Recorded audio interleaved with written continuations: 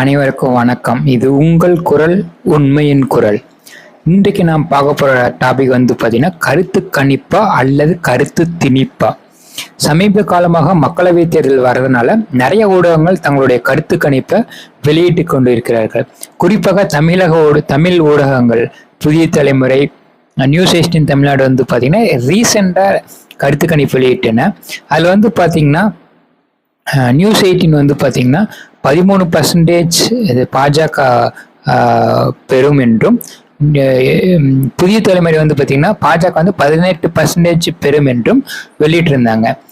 குறிப்பாக பார்த்தீங்கன்னா புதிய தலைமுறை பிளாங்கா 18% என்று வெளியிட்டிருந்தாங்க. ஆனால் நியூஸ் 18 பார்த்தீங்கன்னா 5 சீட்டு பெறும் என்றும், மொத்த வாக்கு பர்சன்டேஜில் 13% பெறும் என்றும் சொல்லியிருந்தாங்க. அதிமுக 17% பெறுமா, ஆனால் 4 சீட்டும், பாஜக 13% பெறுமா, ஆனா 5 சீட்டும் வெற்றி பெறுமா? இது எப்படி சாத்தியம்? 17%க்கு 4 சீட்டாமா, 13%க்கு 5 சீட்டாமா? எனக்கு தெரிஞ்சு இந்த கருத்து கணிப்பா அல்லது கருத்து திணிப்பா? இப்ப சமீப காலமாக பாஜக பாத்தீங்கன்னா இந்த மாதிரி கருத்து கணிப்பு வெளியிடும் ஊடகங்களை அழுத்தம் கொடுப்பதாகவும், தங்களுக்கு சாதகமாக கருத்து கணிப்பை வெளியிடுமாறும் அழுத்தம் கொடுப்பதாக நமக்கு இன்ஃபர்மேஷன் கொண்டிருக்கிறது. தமிழக ஊடகம் மட்டும் இல்லாமல் நார்த் ஊடகங்களும் பாத்தீங்கன்னா இதே மாதிரி பாஜகவுக்கு ஆதரவாக தான் கருத்து கணிப்பு வெளியிட்டு கொண்டிருக்கின்றன.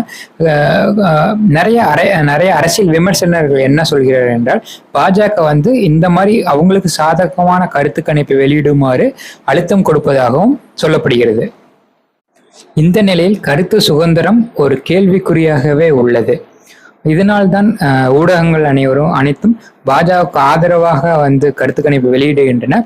இது பார்த்தீங்கன்னா உளவியலா மக்களோட மைண்ட்ல பாஜக தான் ஜெயிக்கும் என்ற ஒரு எண்ணத்தை ஊட்டுவதாகவும் உள்ளது.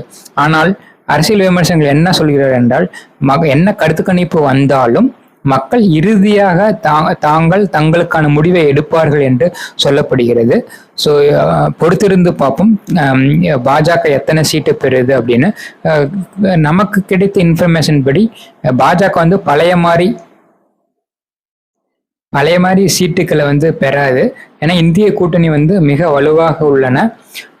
கண்டிப்பா இந்திய கூட்டணிக்கு அதிக சான்ஸ் இருக்கு. ஸோ பொறுத்திருந்து பார்ப்போம் எப்படி போகுது என்பதை. என்னதான் பாஜகவால் கருத்து திணிப்பு ஏற்பட்டாலும் மக்கள் தங்களுக்கு பிடித்த கட்சியை தான் தேர்ந்தெடுப்பார்கள் என்று நம்புவோம். ஸோ இந்த மாதிரி அரசியல் ரிலேட்டடான நியூஸ்களுக்கு உங்கள் குரல் யூடியூப் சேனலை சப்ஸ்கிரைப் பண்ணுங்க. கண்டிப்பா உங்களுக்கு அனைத்து அரசியல் ரிலேட்டடான நியூஸ் எல்லாமே ஒன்றுக்கு ஒன்று அப்லோட் பண்ணுவோம். சப்ஸ்கிரைப் பண்ணுங்க, உங்க ஃப்ரெண்ட்ஸுக்கும் ஷேர் பண்ணுங்க. நன்றி.